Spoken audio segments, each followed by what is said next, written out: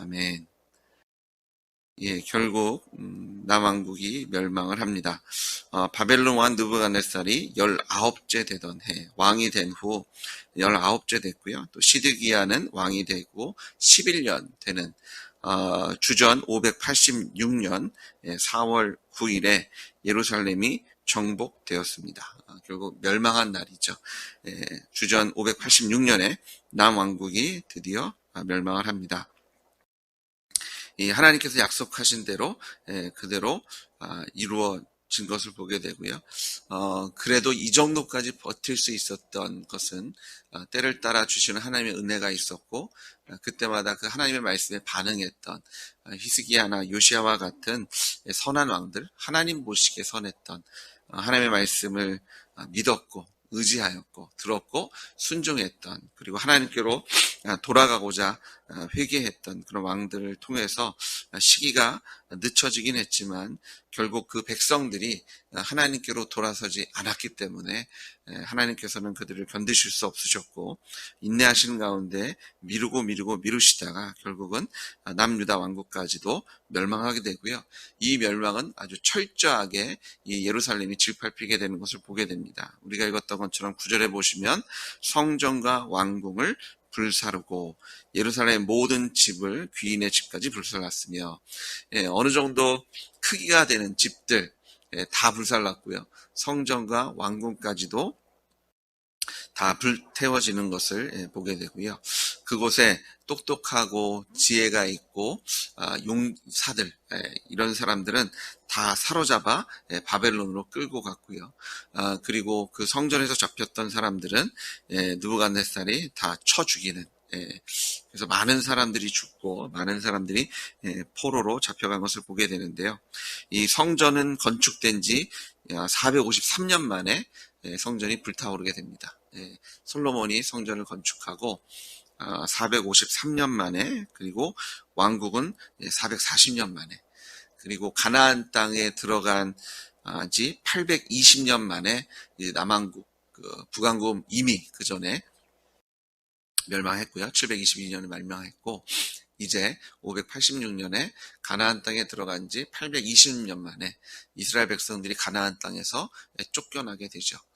사실 820년 하면 조선 왕조가 500년이잖아요. 사실 그렇게 짧지 않은 역사를 가지고 있는 것을 보게 됩니다. 하지만 하나님께서 가나안 땅에 들어갈 때 약속하신 것은 이런 짧은 기한이 아니라 그곳에서 영원히 하나님께서 함께 하시겠다는 약속을 주셨습니다. 단지 조건이 있다면 하나님만 의지하고 하나님만 믿고 하나님만 예배할 것을 명령하셨죠. 근데 그들이 우상숭배에 빠지고 그들이 자기의 눈에 보기 좋은 대로 살아가는, 하나님을 버린 삶을 살았을 때 하나님께서는 이른 비와 늦은 비를 멈추셨고 또 주변 나라들을 강성케 하심으로 하나님께서 그들을 불의의 병기로 하나님의 몽둥이로 쓰셔서 이스라엘 백성들을 징계하셨지만 결국 그들이 이 징계를 듣지 않았습니다. 하나님께서 징계하실 때 그들이 듣지 않은 결과는 하나님의 진노가 결국 이스라엘 땅에 이스라엘 백성들에게 임하게 되는 것을 우리가 보게 됩니다. 그래서 하나님께서 이 성전의 그런 영광을 온전히 거두시는 것을 보게 되죠. 특별히 이 탈취당한 품목들을 보시면 그냥 쉽게 얘기하면 성전에 있는 건 다 뺏겼다. 성전에 있는 거 다 뺏겼고 왕궁에 있는 갑이 있는 것도 다 뺏긴 것을 보게 됩니다. 그래서 이스라엘의 모든 영광을 뺏기게 되죠. 특별히 이 금, 은, 또 놋, 그 성전에 만들었던, 성전의 제사를 위해서 만들었던 모든 기구들이 다 옮겨지고요.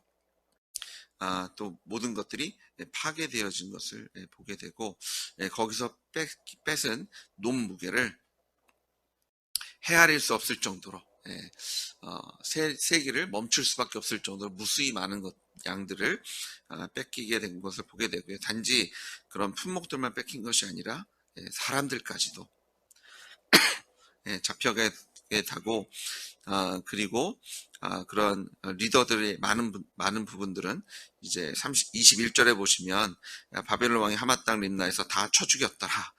사로잡혀서 본토로 잡혀가고 또 그곳에서 죽음을 당하는 그런 하나님의 징계를 당하게 되는 것을 보게 됩니다. 그런 와중에서 느부갓네살 왕은요, 유다 땅에 이 그달리아라는 임시 총독을 세웁니다. 아수르와 좀 다른 점은 아수르는 북왕국을 점령했을 때 그곳에 있는 백성들을 다 이주시킵니다. 그리고 여인들과 아이들만 남겨놓고요. 또 그 땅에 이방인들을 또 이주시켜서 혼합 정책을 핀 반면에 바벨론은 포로로 많이 잡혀갔지만 만여 명의 사람들이, 한 수만 명의 사람들이 잡혀갔을 겁니다. 하지만 그곳에 그 이스라엘 사람들을 남겨놓습니다. 그리고 혼합 정책을 피지 않고요. 그 나라 사람으로 통치하게 하죠. 그래서 그달리아가 그 땅의 총독의 역할을 감당하게 되고요. 그때에 도망쳐 있다가 그리고 다른 곳에 있다가 있던 사람들이 이제 그달리아의 지도에 오게 되죠. 그 중에 이제 이스마엘이라는 사람이 왕족이라고 표현되어 있는 사람이 등장하게 됩니다.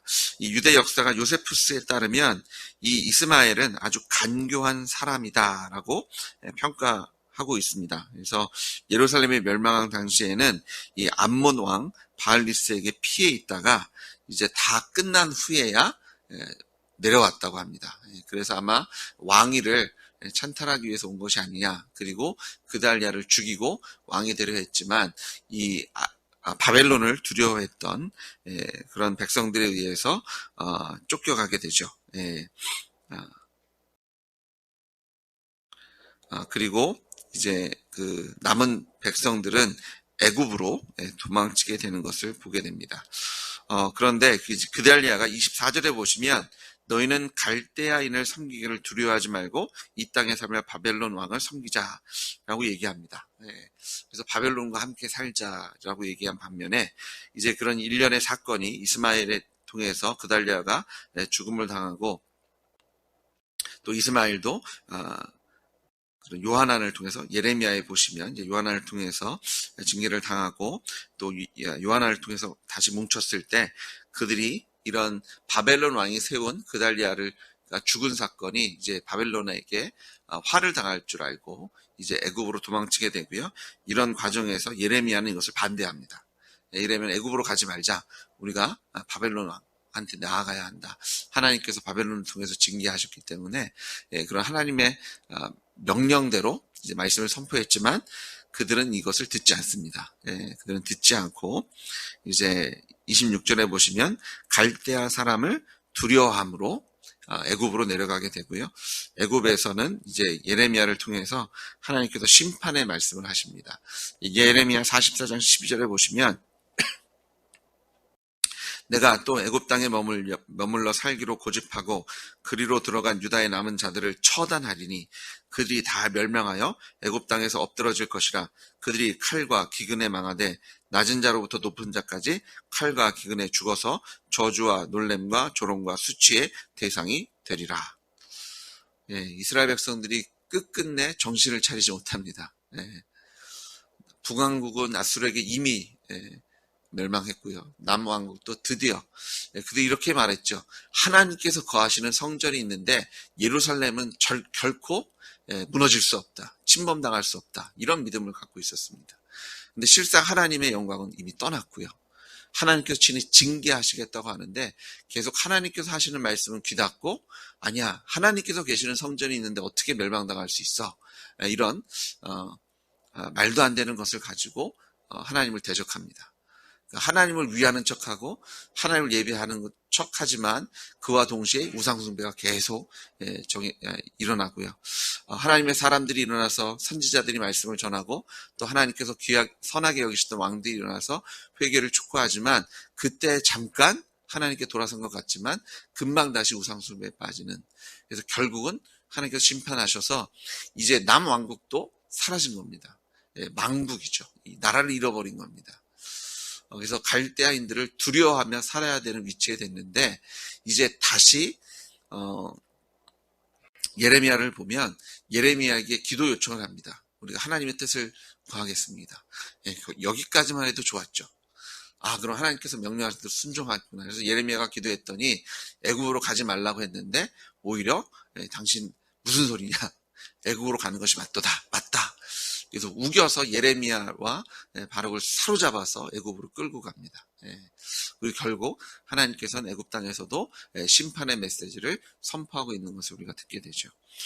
끝까지 정신을 차리지 못하는, 결국 하나님께서 예루살렘을 거의 초토화하시는, 그곳에 비천한 자들, 가난한 자들과 백성들만 남아서 근근히 그런 이스라엘의 명맥만을 유지하게 되는 그런 역사의 모습을 바라보게 됩니다. 이런 마음을 주시더라고요. 누구를 두려워하며 살 것이냐. 근데 다른 마음을 또 주시더라고요. 두려워하는 인생은 슬프잖아요. 걱정되고. 그래서 질문이 바뀌더라고요. 하나님 안에 있으면 누구를 의지하고 살 것이냐. 저희가 두 가지 중에 선택할 수 있는 것 같아요. 두려워하는 마음으로 살 것이냐, 아니면 의지함으로 담대하게 살 것이냐. 하나님이 안 계시면, 우리가 하나님을 무시하면 두려워하며 살아야 합니다. 바벨론을 두려워하든, 아수르를 두려워하든, 애굽을 두려워하든, 돈을 두려워하든, 사람을 두려워하든. 근데 우리가 하나님 앞에 있으면 하나님을 경외할 때 우리는 하나님을 의지하게 되고, 이제는 두려워하는 마음으로 사는 것이 아니라 믿음을 가지고 담대하고 당당한 삶을 살게 해주시는 줄 믿습니다.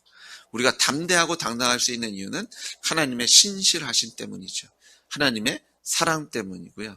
우리가 그 하나님의 사랑을 가장 크고 명확하게 볼 수 있고 들을 수 있는 것은 예수님의 십자가와 부활의 복음인 줄 믿습니다. 구약의 역사 속에서 하나님은 하루도 쉬신 적이 없습니다. 하나님께서는 하나님의 사람들을 계속해서 보내셨고 기회를 주셨고 회개의 시간들도 있었지만 이스라엘 백성들은 그 소리를 듣기를 즐거워하지 않고요. 억지로 따라오는 듯 하지만 다시 리더가 바뀌고 다시 분위기가 바뀌면 언제 그러냐는 듯이 다시 우상에게로 달려가서 우상을 두려워하는 삶을 살게 됩니다. 근데 하나님께서는요, 하나님을 믿고 의지함으로 담대하고 당당한 하나님의 제사장 나라의 역할, 하나님의 자녀의 역할을 원하시고 계시는데, 지금 오히려 그런 하나님의 축복의 삶을 버리고요, 이제 사람들을 두려워하고 물질을 두려워하고 총과 칼과 그런 창을 두려워하는 삶을 살아갈 수밖에 없는, 죄와 사망의 권세 아래 노예 노릇하는 이스라엘 백성들을 보게 되고요.